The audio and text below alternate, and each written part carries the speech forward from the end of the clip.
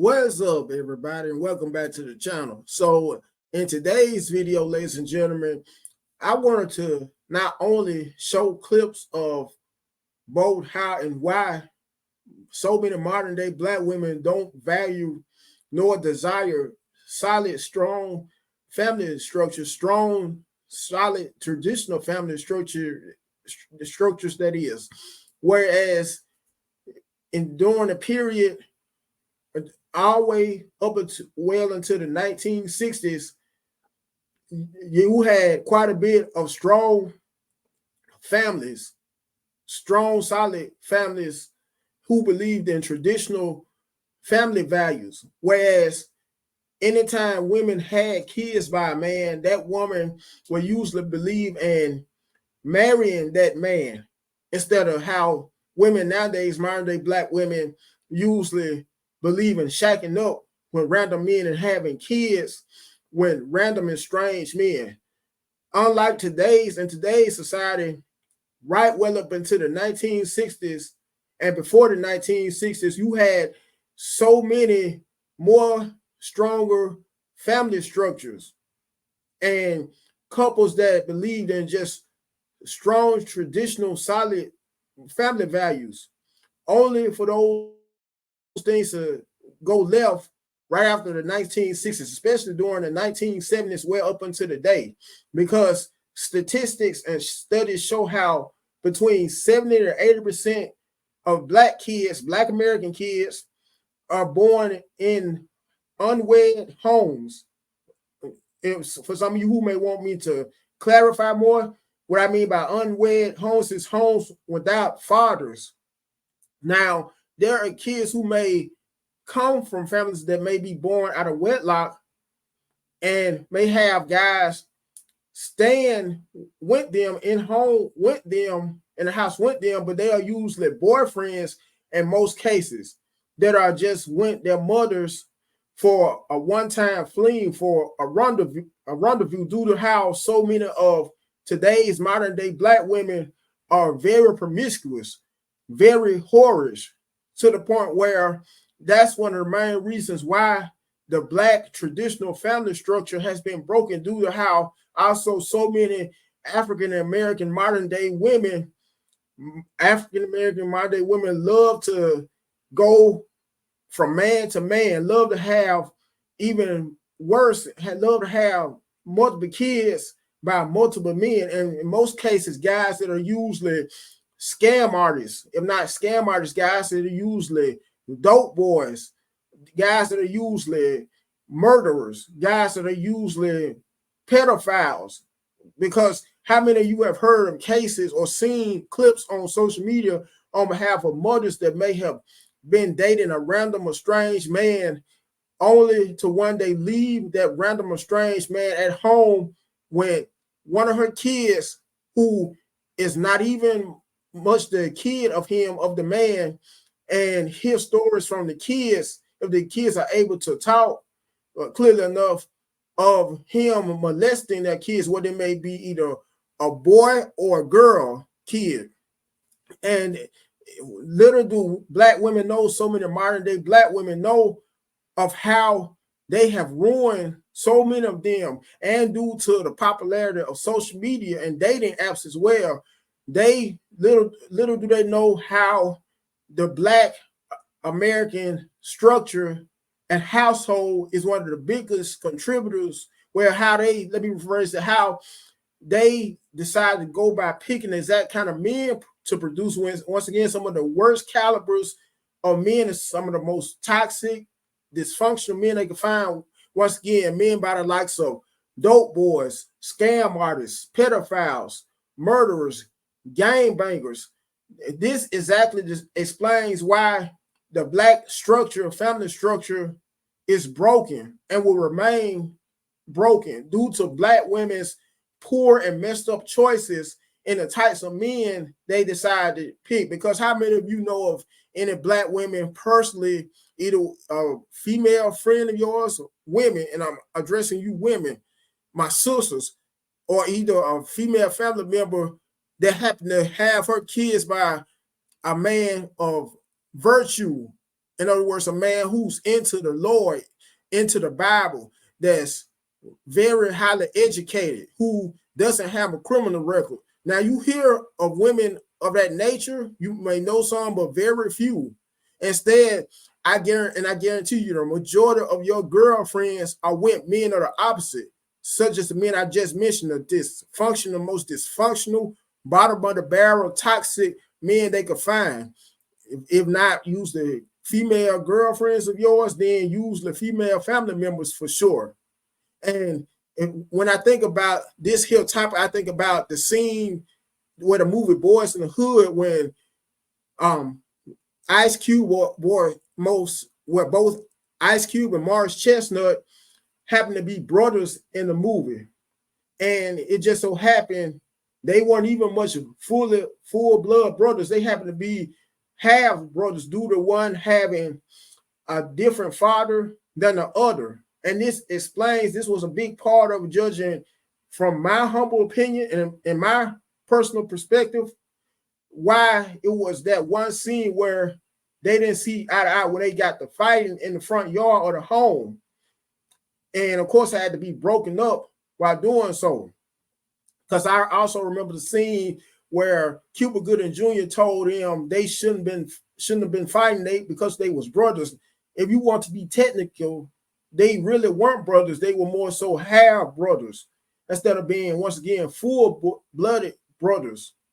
And this also is one of the main reasons due to how Black women are known to have so many, modern-day Black women, so many kids by so many men.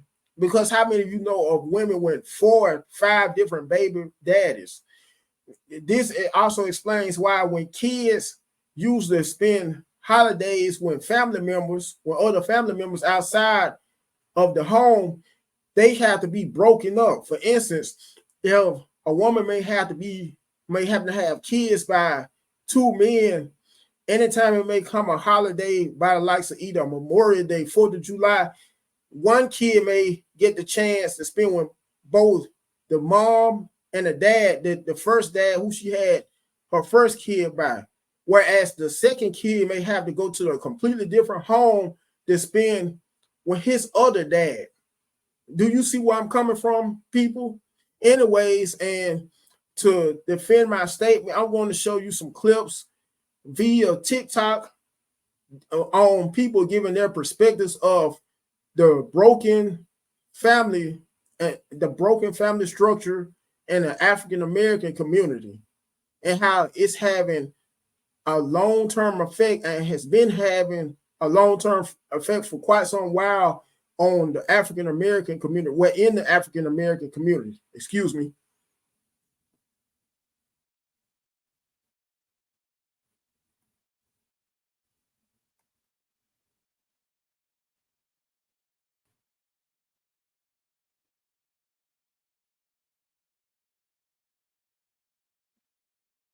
You don't have most of the usual excuses. You didn't grow up in the projects. You had a very strong mother. Your biological father is absent. An NFL football player. But yeah, I hear you. Your godfather's Ray Charles. Yeah. But while my mother's at work being a working class woman, while my father was on the football field, while Ray was in the recording studio, I was in the street. You know what I mean? I was being influenced by social forces that they couldn't even touch, couldn't even understand. And my mother couldn't protect me from that. Ray couldn't come get me all the time. And Dick never came. But, you know what I mean? So. Do you resent that? To a great extent, no doubt about it. I hate him. You know what I mean? I hate him because I think about what I could have been, you know? And I can't dig that, man. Running out on your kids, you know? Father thing. But that's just heavy to me now, you know? This is heavy. Would it have made a difference, do you think? Yeah, because I wouldn't have to go to the street to find the street people, you know? to find, you know, people in the street, you know. He says he's put that life behind him. He's adopted the African name Senika Shakur, unifier of people, and now, through his writing, wants to help put an end to gang violence. And I will also say this explains another reason why we have so many broken homes in the Black community, due to how we may have parents, either a mother or a father, in some instances and cases, both parents who may happen to be incarcerated and happen to be incarcerated throughout our whole youth. Therefore, we had to end up being adopted by a whole different, in some cases, foster family or adopted family. If not either a foster family or adopted family, you may have had to be adopted by or taken in by either an uncle, an auntie, who is a grandparent. If not usually an uncle, auntie, or grandparent, usually an older brother or sister. Anyways, let me show you some more clips pertaining to this topic. My child, my baby, she doesn't even know me, you know, and it's really hurt. You know, it really hurts to have children to reject you and say, well, my mother's in the penitentiary. Well, I don't think she can tell me anything. You know, eventually this will come into their minds, you know, because it'll be put in there by other kids. Well, my mother ain't never been to the penitentiary. Okay, so my mother's been to the penitentiary, you know, and she's gonna come home and say, hey, you've been in the penitentiary, you know. Different little things might upset her, you know, all through her childhood. And this is not good, because you can cause a child to really lose what's up here. And it makes me feel like I want to lose what's up here, because I know that I brought it, that since I'm here, it's going to reflect on them. They're going to really hate me, you know. I believe it. They're going to hate me. And I hate this, you know. I really feel bad. Having a village is so important. Having support is so important. In the Black community, we struggle with the poverty mindset because I had to go out and get it how I live.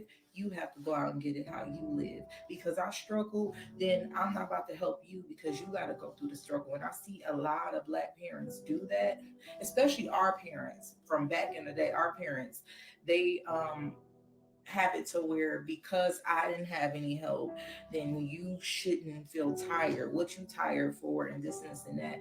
We need to stop it. We need to be better for the next generation. When my kids grow, they will never have to struggle like I struggle. They will never have to get things out the mud, because I am building up a generation that's going to be better than me. And then when they have kids, they're going to be better than them. Let's stop this poverty mindset. Let's break.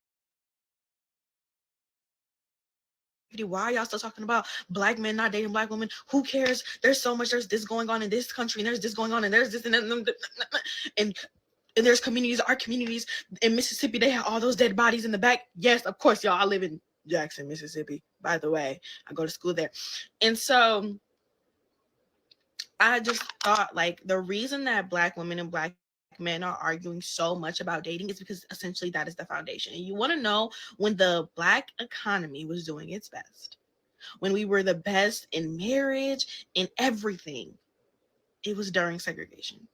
It was when we were going through the most in the country that we stood together the most. We were able to accomplish things, because essentially during that time we had bus boycotts, and we had essentially during that time we made the most progress as a community. But it all started with the foundation, and that foundation is a Black family. And how do you create Black families? Black relationships. But if Black women and Black men can't get together, essentially you need to figure out, why don't we like each other? Why can't we get together? Why are we arguing about these things? Why are we talking about 50-50 when it's always been that the man is supposed to take care of the woman? Why are we doing this? Why are we doing that? Like, why? Because we're trying to figure out, why can't we stand together? Why can't we marry each other? Because y'all have been brainwashed. But anyways, I just wanted to give you that answer. You cannot help the community. You cannot build the community without Black family. You just can't. They can't focus on anything else because y'all can't even get that right. I don't understand why this broken home thing is like so normalized. Like, oh, it's just regular. No, it's not. Summer Walker talking about after tour, she want to have 2 twin boys. Like, how much baby fathers you want? How much kids you want by these different niggas? What are you doing? Discernment is a thing that a lot of women don't tap into, and half y'all don't even know who y'all sleeping with. That is the reason there's a lot of broken homes, because y'all just fucking feeding your delusions that this man is exactly who you think he is, or that you want him to be because you're thinking of his potential. That is why there's so many broken homes, because niggas just fucking and you end up pregnant. And I know a lot of people say, oh, you know, relationships just don't work out even years down the line, but y'all know when a man is not for you, but you still hold on, and then you think kids will change them. Y'all don't tap into y'all discernment, or y'all do know, but you don't care. You just produce kids. You know, kids always teach you something. You know, if you pay attention and you have the mind to always learn, you understand that you're a student. You know, you're always a student. A lesson can come from anywhere. When you have that mindset and you're an active, present person, you know, with your children, they're gonna teach you things. And my 9-year-old, very smart, very intelligent, but she has like a certain common sense that I would say comes from her mother, where when she hears things, she hears 2 things. She hears what you said, and then she hears what she thinks you mean. And rarely are those 2 things the same to her. Like she's gonna listen, and then she's gonna listen, she's gonna hear you, and then she's gonna decide whether what you're saying is actually what you mean. Very bright child, very bright child. And I have 2 children that I had before my wife and I, we together have 3. And I would consider, you know, those situations to be, you know, broken homes. You know what I'm saying? Like the 2 children I had before my wife, I'm not with either of their mother. And, you know, a lot of that was my fault. I played a part in that. So I hold myself responsible for why those homes are broken. But I didn't really view the home that I have now with my wife and our 3 children as a broken home until my 9-year-old began to question me about why her brother and her sister, my 2 oldest children, aren't going to be spending time with us for the holidays, or haven't been spending, you know, an equal amount of time that, you know, I've been spending with them, which is impossible because they have families. They live with their, you know, with their mom, and they have their own families. Like, I'm not their custodial parent the way I am, you know, with the ones that's with me. And over the years, I began to pat myself on the back because of this wonderful job that I'm doing with the children that are with me.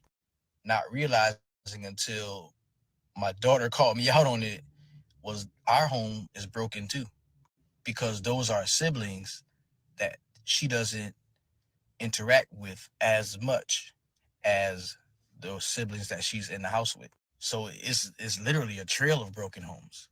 And that was very humbling. That was very humbling for me to like accept that. And I think a lot of men do that. A lot of people, they do that. Like, you make these mistakes and you learn from them and you grow from them. And you think, you know what, I'm just going to start over and I'm going to do it the right way this time, which is good. You should do it the right way. But once you break one home, every home we make after that is going to be broken too. 78% of Black husbands were in their homes, married to the mother of their children, when they started the social engineering of the welfare state. Fast forward 50 years, 78% of Black children are being raised in single-headed households. This is destruction personified. Pay attention. Pay attention to what happened and do something about it. Otherwise, the destruction of the family gonna continue. That part. 78% of Black. Happy Black History Month. Let's talk about the present, the Black community, or the lack thereof, because there's no way we can be a community with $1 trillion in spending power and still be at the bottom, socioeconomically speaking. There's no way we could be a community in our neighborhoods our schools, our universities are in the conditions that they're in. That, and in order to be a community, you gotta have families. Most of us come from broken homes. 70% of Black children are born into single parent households. So if we don't really have community, we don't have strong senses of family and togetherness overall as a whole, what are we? Just groups of individuals. The lack of valuing and having the nuclear family structure is a major factor as to why we're at the bottom and have been at the bottom since the 1960s. And if it doesn't change, we will stay at the bottom. And for those who would say the westernized version of marriage, it's a very Eurocentric idea.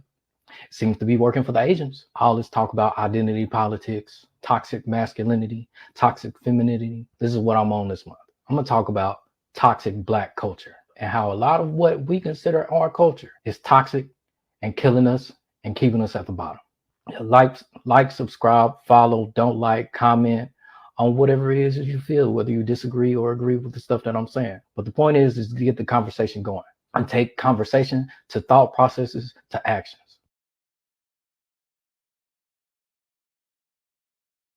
On that note, ladies and gentlemen, like the video, share it, comment on it. Last but not least, subscribe to the channel. Until next time, you guys have a good one.